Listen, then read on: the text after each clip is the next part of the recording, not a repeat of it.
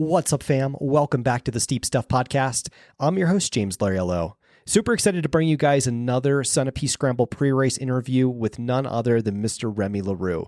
One of the most exciting athletes in our sport over the last couple of years. Remy was kind enough to come back on the pod and catch up for a chat. We chatted, literally just caught up because we just had him on a few months ago, but we caught up with him right after the Brooks Summit that he participated in as a new member of the Brooks team up in Seattle area. And we also caught up with him to chat a little bit about a race brief, kind of a debrief from the big Alta 50K, where Remy also landed himself on the podium in one of the most stacked pre-season races that we've seen in a long time, with the likes of Eli Hemming, Remy, David Roche, Brian Becker, and just so many others. It was Johnny Luna Lima, just like a lot of studs showed up. So it was cool. It was fun to catch up with Remy and chat with all things Sunapee as well. This is an interesting race for Remy because it's an American selection race for obviously Worlds, but Remy is a Canadian athlete. So his ticket is already punched to go represent Team Canada in September in the Pyrenees. So Remy's kind of got almost like a different approach where it's not necessarily do or die for him. It's a race to kind of see where you stack up against some of the best athletes in America. So pretty good stuff. Remy's just so consistent and always does such a good job that it's going to be fun to see him shake it up with some of these gentlemen and kind of see where things land on race day. So hope you guys enjoy this one. It's a personal favorite of mine. Really enjoyed Remy. He's a good friend, a good guy, and someone I just really admire in the sport. So without further ado, none other than Remy Leroux. Remy Leroux, welcome back to the Steep Stuff Podcast. How are you, my friend? I'm doing pretty good. How are you? Good, man. Good. This is excited to be having this conversation. We're a few weeks out from the Sunapee Scramble, and you know what? It's cool to be doing all these interviews with all the elite men and women and just having some chats. So it's exciting that we're getting ready to on the American side, getting ready to start selecting our Mountain Classic Worlds team, which is going to be fun. So it's going to be exciting. So what's going on? What's new? How was before we kind of were talking offline? Since the last time we'd spoken, you went and had a great race at the Big Alta 50K, which we can get into in a little bit. And then you went over up to Seattle to do the Brooks camp. Maybe talk a little bit about how that Brooks camp went for you and just how much fun it was having everybody together as a team and kind of how that was. Yeah, it was great. It was my first kind of experience of actually being part of a team camp like that. And it was really eye-opening. I feel like everything that I was expecting was it was actually even better in person. I think the main part for me is just actually feeling like I'm part of a team of runners who I'm going to train with and do competitions with this year.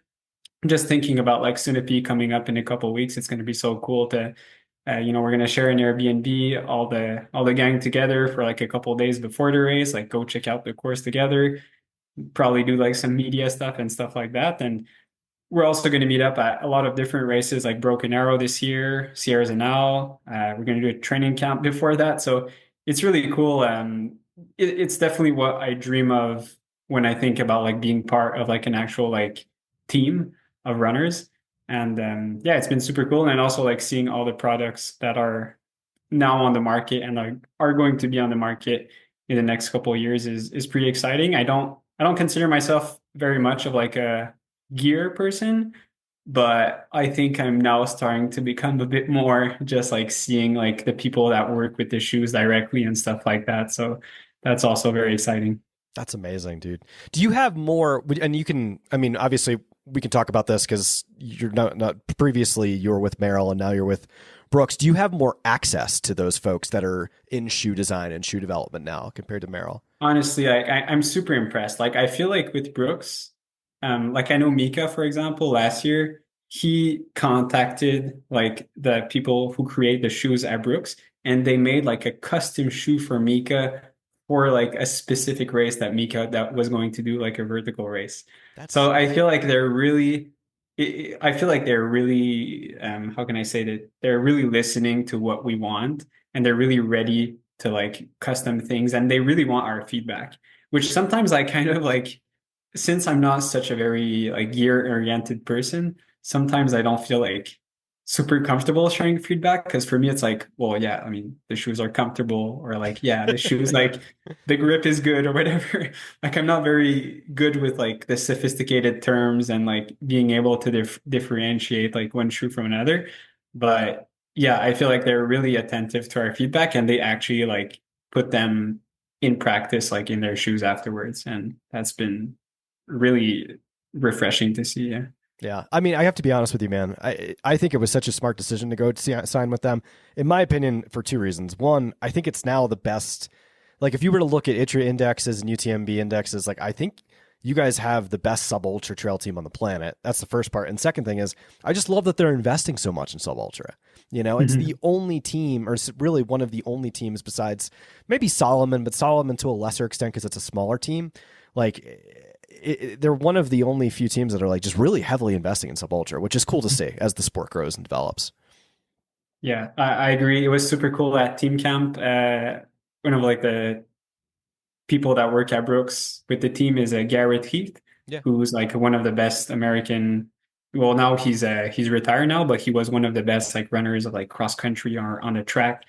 He beat like Mo Farah once at like a cross country race, like a very famous race in Great Britain, and he made a speech to us like at team camp, and he was telling like, you know how like when Josh Kerr, who's like a Brooks track athlete, like when he won world championships, like all the people working at Brooks headquarters went out for dinner together and we celebrated. And he was like, I would love to do that, for example, if one of our athletes like wins like the Golden Trail finals or whatever. And I just found that so awesome. Like Yeah. it's just like he definitely like recognizes the sub ultra scene a lot. And also just the fact that we're so many runners on the team that are really like into that. I think it's really nice to see. Yeah. That's cool. And it's like a very almost like kind of like a family like mindset in a lot of ways where like everybody's a little more tight knit. You guys recognize each other. That's funny, man. Garrett Heath, he tried his hand in our sport for a little bit. I know he raced a little bit, but Yeah, he did the Loon Mountain race. And I think he also won like Canyon's 25K the year yeah, after. yeah, I'm not sure if he's still, I don't think he's doing it more like in a competitive side now, but yeah, he did try for at least a year or two to, yeah. but it's just a different sport. I think a lot of track and road runners, maybe they, they do that transition and think it's going to be easy, but I think it takes a couple years. And especially like if you're at the end of your road and track career, like you're maybe not as at the same fitness as when you were at your peak. So Yeah. that makes it also possibly a bit harder to make that transition also. For sure, for sure. Let's transition. I want to talk about the Big Alta, where you had, I think you were the only podium selection that I actually got correct. Maybe you and Eli. It's hard to remember, but dude, it was so fun following you guys racing and just how it all went down. Like, maybe talk about that race too, because like there was some heavy hitters at that race. It was a very competitive early, probably one of the, if not the most outside of Canyon's preseason like competitive race that went down. Maybe talk about how that went for you, how long was the recovery, and how you felt. Because in your race, one of the things you talked about, I think on Instagram, you had said that you're such a good climber, you're such a world-class climber, but you felt better on the descents. Maybe talk about that.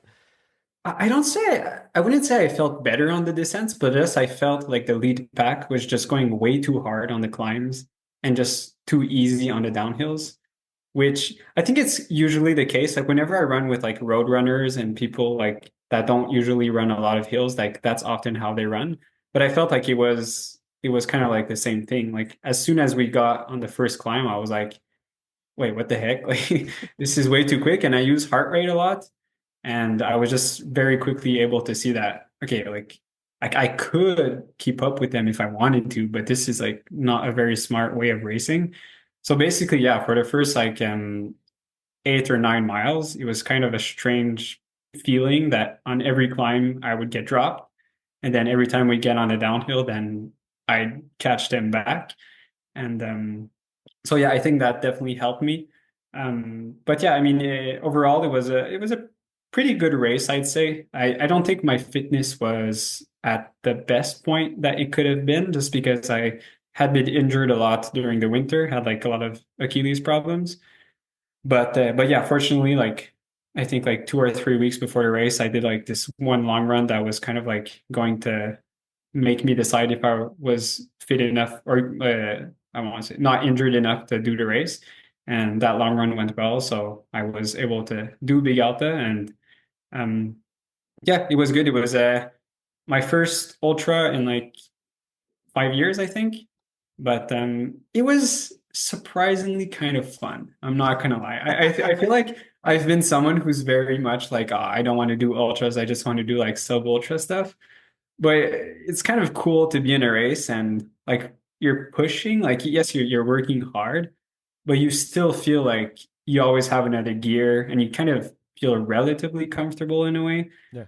So it's kind of like a nice feeling compared to, for example, vertical races or like vertical races that like even after 5 minutes of the race, you're just like dying out there. So yeah, it was nice season opener, and I think the recovery after that went like really well and had no problem with my Achilles. So was able to really get back to training pretty much like 1 week after. So that was really nice as well. That's amazing, dude. Let me ask you this. I'm been trying to figure out for the last 5 minutes how I want to word this question with, because there's a lot of personalities there, right? Like Eli, many consider to be probably the best 50K runner on the planet right now. And then you've got David Roche, who's been very outspoken about a lot of his training and very open with a lot of his training. Was there a lot of ego at the front of the pack and like how the guys were racing? Was it like you said, it was almost like stupid hard on the climbs, like in a bit of ways? Was that just because they were pushing because they could? Like, what was that like? I'm just trying to get a feel for like what was going down out there. That's a good question. I didn't really feel that way. I was really just focusing on myself, on my own race, and Yeah. on my own effort. Um, I don't know if it's an ego thing. I just think it's simply the fact that when you're starting an ultra, you feel good. And when you're climbing, you just feel like you can always go faster. And it's very easy to like overdo it on the climbs, especially at the beginning of races. And I feel like on the downhills, it's kind of a weird thing where you you definitely feel it more easily when you're going fast on the downhills. But if you're going too fast on the uphill, sometimes you don't really feel it that much. Yeah. So I think that's why a lot of people were getting like too fast on the uphills and too slow on the downhills. Um, but yeah, I mean, basically the race really changed at like mile 11, where Eli like made a really big move. And for me, like as soon as he made his move, I was like, okay, like this would be dumb to follow him. And I was actually pretty impressed to see that David like followed Yeah. Eli for a while. Like I think I would have been able to follow Eli, but it's just like you still have like almost 20 miles to go after that. So it's just like in my mind, it was just like very obvious that like I'm not, it wouldn't be smart to follow him. Um, so yeah, so David like tried to follow Eli, and then kind of David kind of blew up a bit, and me and Eddie kind of yeah, Eddie did a really great race. We ran together for quite a while, and yeah, we finished second and third. But yeah, that was a big move at the middle of the race there. But I knew that for me, when I was looking at like the start list, I felt like Eli was kind of like, okay, he's definitely like in a different league, in the sense that if he has like a normal day, with my fitness, like I don't think I'm gonna be able to be close to him. But everyone else, I was like, yeah, it's anyone could like have a great race and finish second. Yeah. So he was very open after that in my mind. Interesting. I love you have, it's just interesting, and it speaks very well to your race IQ to be able to say like, okay, at least distinguish the fact that like, all right, Eli's making a move. Do I match, or do I just kind of sit back and just wait for things to unfold and see what happens? Like, I think that's very intelligent of a way to race, because yeah, I mean, you saw what happened with David, obviously, and like I was surprised kind of David did that as well, just given different mismatches in fitness and stuff like that. Like, I'm not saying David just has been training for something different, in the sense where like Eli is just so complete when it comes to the 50K and below distance. So interesting. Yeah, thanks for providing the commentary. I appreciate that. That's good. It's cool stuff. All right, let's get into Sunapee. It's part of the reason why we're having this conversation, is to talk Sunapee. Obviously, you've been at this race before. Let me ask you this. I've talked to like 3 different people and I've gotten 3 different answers, and I just haven't asked Tom Hooper. It's the same Mountain Classic course as the last time. Is that correct? Not exactly. It is slightly different. So it's 2 loops. Yeah. And the last time that we did it in 2023, both loops were the exact same. Okay. Now, from what I understand, is that this year the first loop is going to be almost identical to one of the loops in 2023, but the second loop on the uphill, the second part of the uphill is actually going to be the end of the vertical race in 2023. And Okay. the end, that section is going to be like very technical. I was pretty frustrated when I did that race in 2023, the vertical race, because just at the end, I felt like I could have pushed more, but since it was like super rocky and muddy and so many routes, like classic East Coast trails, I just couldn't run fast at all. Um, so yeah, it's kind of like a mix of the vertical and the classic race of 2023 mixed together, but the descent, from what I can see, it's the same as the descent in 2023, which was mainly on like open ski slopes, but there's also like a part that's kind of like a double diamond ski slope, Mhm. which was like pretty kind of technical, but like a different type of technical than I think most people are used to. But yeah, it's gonna be fast course for sure. Yeah, big time. So your situation, your position in this race is a little bit different. Like you're obviously going to be racing for the Canadian team. Your ticket's essentially booked, right? So Mhm. for you, it's going to be going out to see like, okay, like how do I stack up against so I can beat up on a bunch of these Americans, rightfully so. It's going to be fun to follow. Like what is your mental like preparation going into this race? Are you looking at this just like any other race? Like, is there like what are your thoughts going into this? Because it's a little bit different for Yeah, you. yeah, it's true that I'm a bit in a particular situation, but I really enjoy it. Like for me, I do try to approach it like any different race in the sense that I just want to compete. I just want to compete and rank as best as I can, like in any other scenario. Um, but yeah, maybe I don't have the pressure that some Americans have of like kind of make or break in the sense like I feel like a lot of runners are going to be there and it's like either I make the team or I don't. Whereas for me, it's more like yeah, just try to position as high as I can. Um, I think it's going to be very interesting to race in that sort of format because I think it's kind of going to be similar to like in track running where they have championship races like Olympics or like world championships where it's not always like the fittest athlete that wins because those races are usually pretty tactical. And I wouldn't be surprised for Sunapee to be also a pretty tactical race. So I think it's going to be kind of maybe special for me to look at it and just like race to place well, whereas I feel like some other runners might make some bad decisions because they want to like really want to make the top four at all costs, pretty much. Yeah. No, But yeah, it's gonna be super fun. Like as a runner, but also like as a spectator, just like who's gonna make the team is gonna be pretty cool to see as well. it's so crazy, man. This is like a really stacked race. With that said, though, it's interesting that you bring that up. This is a question I was going to ask you because when you look at races that are two loops, the first one that comes to mind for me is like maybe like the Broken Arrow 46K, right? Where usually the person leading at the end of the first lap is not the person winning the race. It seems like there's a lot of tact, like you have to be very tactful in a lot of these races in order to execute correctly on a lot of the climbs and the descents. Just be smart, have a high race IQ. What are your thoughts? Maybe you don't have to give away like any of your specific like what you want to do for the race, but what do you kind of think as far as like the best way? Because I almost feel like not going out like with my hair on fire is probably the smartest way to race the first loop and Mhm. then kind of maybe turn it on in the second loop. But it's such a fast race and it's only what 10, 11, it's only 9 miles.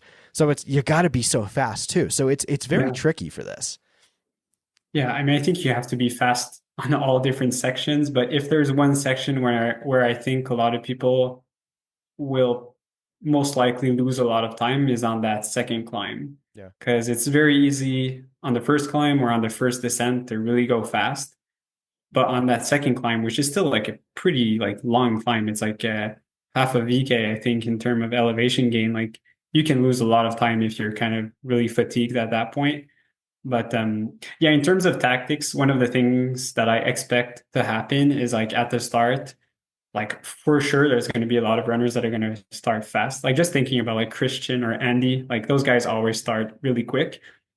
And I think like in a typical normal race, people would just like, okay, we'll let them go and that's it.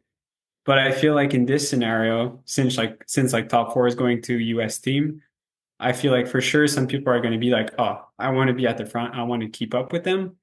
And then a third group that probably would have never even like imagined to follow that pace at the beginning, they might see that, oh my God, we have like 8 runners up front really like running pretty fast. If I want to make the top four, like I have to be in that pack. So I wouldn't be surprised like at the beginning that they're like we might be like 15 runners running together and like for I don't know, like almost everyone, it's a pace that's like way too quick. And then like the situation is just about like who's going to blow up the least on that second climb. But yeah, it's gonna be really interesting. Yeah. That's crazy. Let me ask you this, because you've long for like a long time, you and Dan have like raced each other and kind of gone back and forth, and both have your own individual strengths. It was interesting to me because Dan has been out here in Colorado and threw down a sub 4 minute mile on the Sanitas descent. I'm Mhm. so interested to see if he's able to transfer a lot of that on the descending. Like, what are your thoughts on that? I don't know if you saw that on Strava, but that was bananas, dude. Yeah. Like some of the guys are so fit going into this race. It's crazy. Yeah. I was able to see Dan firsthand at Canadian Mountain Running Championships last year. Basically, the course it was the same thing actually. It was a two up, like up, down.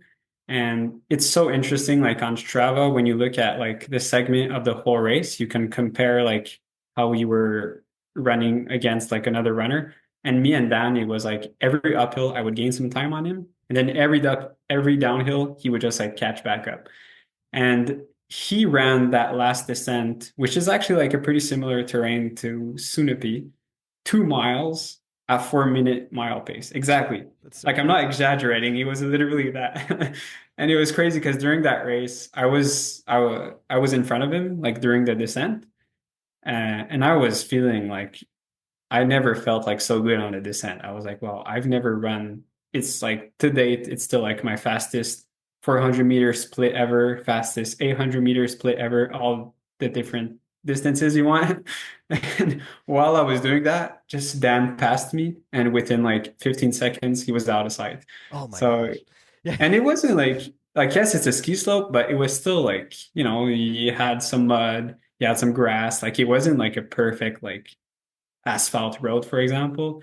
So yeah, I mean, Dan is, in my mind, he's one of the best descenders out there. Yeah. Um, it's going to be interesting to see on the climbs how well he can do compared to like runners like Christian, for example.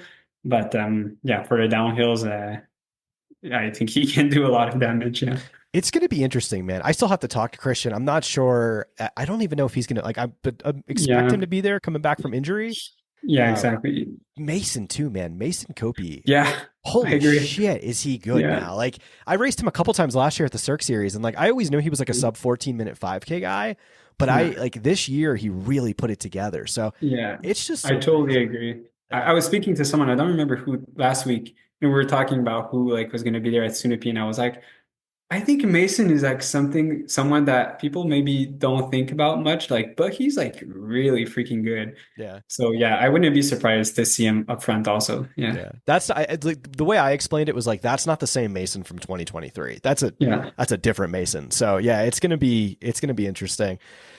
What is your expectation personally? Are you gunning for the podium? Like what is your expectation for the race?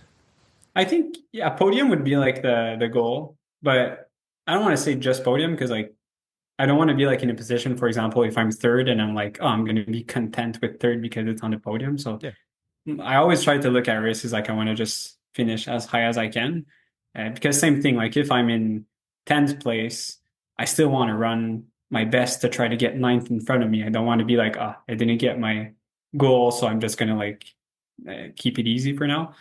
I think, yeah, but I think like somewhere around podium, I think I would be pretty happy with. But I'll just try my best and see what Yeah. the other competition does against me. Yeah. Well, last year a Canadian and Alex Ricard beat Joe Gray and took the dub in the vertical. So I Yeah. wouldn't be surprised to see you, continue the Canadian tradition and Yeah, maybe that's a big motivator right there. dude, he's a monster too. I got to talk Yeah. to him before Broken Arrow. It's Mhm. it's so crazy. Just the level of athletes that are going to be out here this year and racing some of these Yeah. races. What's the shoe? What are you going to be racing in on race day? Like what shoe are you going to be rocking? I think a classic Catamount Agile. I've done a couple workouts with them so far, and yeah, they're just super light. and pretty grippy, which I think is going to be pretty important, especially for like what I was talking about earlier on the second loop, like the end of the climb, which is like legitimately pretty technical. So I think just for that, it's going to be yeah, it's definitely going to be my go-to shoe. Yeah. So it's interesting to me because obviously you live and train in Quebec. You have opportunities to get on a lot of East Coast trails where it's extremely rocky and technical. It's nothing like the West Coast. It's interesting to me because I'm curious to see how many West Coast guys come out with all this fitness and actually struggle on some of the technical sections of the trails, or maybe are not as fast as they would have thought they would have been, because sometimes it doesn't translate. It's a lot harder on those trails versus these trails. So it's going to be interesting. Yeah, yeah, it's a different. Like I think most of the course is going to be pretty runnable. I think it's only that like little section that I'm talking about. I don't think the rest of the course is really going to affect them that much, to be honest. But it depends though. Like if it rains super hard in the days before, then that might become more of a factor then. Or if there's still no, I don't think there's still snow, but I remember 2023 there was still some snow, so that might have also been a factor, like an advantage for like the East Coasters. Yeah, no, that's fair enough. Yeah, it's cool. I just like the fact that we do them on the East Coast more now, as opposed to like the West Coast, just because like I don't know, the East Coast if you can throw in certain more technicality to it and you can do more things with it. It's plus it's not at altitude, so it's as Dan would like to say, it's it's an even playing field, because I know he hates altitude, which is kind of funny. But okay, when are you? So this is probably the last question. When are you going out? Are you gonna? Because you're not too far away. Are you gonna go out super early, play on the course a little bit? I know you said you were gonna go out there with the Brooks team. Like, how far out ahead do you think you'll go? Yeah, it's actually pretty cool because if I wouldn't have been with the Brooks team, I probably would have went like to do like a course recon like in these next couple of weeks. But with the team, we actually have an Airbnb starting on Thursday night, and the race is Sunday. So that's like well enough for me. And I mean, I'm pretty sure like Friday we're going to be able to go check out the course and yeah, just chill out on Saturday after. So yeah, Thursday night I'm going to be there. Nice, man. Nice. All right. Last question. I haven't looked at Strava. I should have before we got into this conversation, but as far as like layering in different like specific pieces for the race, have you already started kind of putting that together, or is it still just like, where are you? I'm trying to understand, like, where are you at in the block kind of leading up to it? Like, obviously probably haven't started taper yet, but are you just doing more specific stuff now? I think I think my situation is a bit particular just because Sunapee is going to be the first race of 5 weeks of consistent racing. Wow. And so because of that, I'm not tapering much for the first one, because if I would taper too much for the first one, then that would mean that at my fifth race, like the fifth week, I would have like 5 weeks of low volume, or even more like before that. So I feel like especially like for Sunapee and even like Cirque Series Canon, which is like my second race of the block, of the competition block, I feel like I can't really afford to taper that much. It's not an excuse. Like I don't think it's going to affect my performance that much, but I'm still going to keep like decent training in, just so that I'm really ready for like my last races, which will be like Broken Arrow and the new Golden Trail race in Mexico. Um, but yeah, training has been pretty well, been doing pretty good. I think coming back from Big Alta, it was really nice that since I hadn't really been training running super consistently during the winter because of my injury, it's really nice that after Big Alta, I was able to just like start training like full on after. And yeah, I think I have maybe like 8 weeks of like pretty consistent training now. And it's always difficult to gauge where my fitness is, because most of my trainings are like threshold training, so it's kind of like controlled. Yep. And so even if like for example I'm doing a session now that's faster than last year, it doesn't necessarily mean that I'm fitter. It just might mean that this year my effort was just a bit higher than like last year. Um, so yeah, I think I'm fit. I just have to like trust the process of it, and we'll see. I think the only way to know for sure is by doing like time trials or racing. So Yeah. I won't do any time trials, but I think Sunapee will be my first test. Nice. Nice. All right. Well, I think that's a good place to end it. Remy, I really want to wish you the best of luck on race day. Thank you so much. It's going to be fun to follow your season, man. 5 solid weeks. of racing. We'll have to catch up after the fact, kind of in between as you take some downtime between your two competition blocks. But yeah, we'll have to talk after that. And yeah, wish you the best of luck, and it's going to be a fun one to follow. Thank you. Appreciate it. Yeah. Thank you, Remy. Listen up, guys. The Steep Stuff podcast is brought to you by Ultimate Direction USA. Guys, I am so excited. UD just dropped their new Race Vest 6-liter and Ultra Vest 12-liter in two beautiful aesthetic colors. You guys got to check these new vests out. They're dynamic in ways like that you just have never seen from an Ultimate Direction vest. Very stretchy, lots of storage, beautiful aesthetic colorways coming to you in a new, like a white and blue and an onyx and green. Just absolutely beautiful vests. I think these ones are just like some of the best products we've ever dropped, and I'm so excited for you guys to try them out. Hop on ultimatedirection.com and use code SteepStuffPod.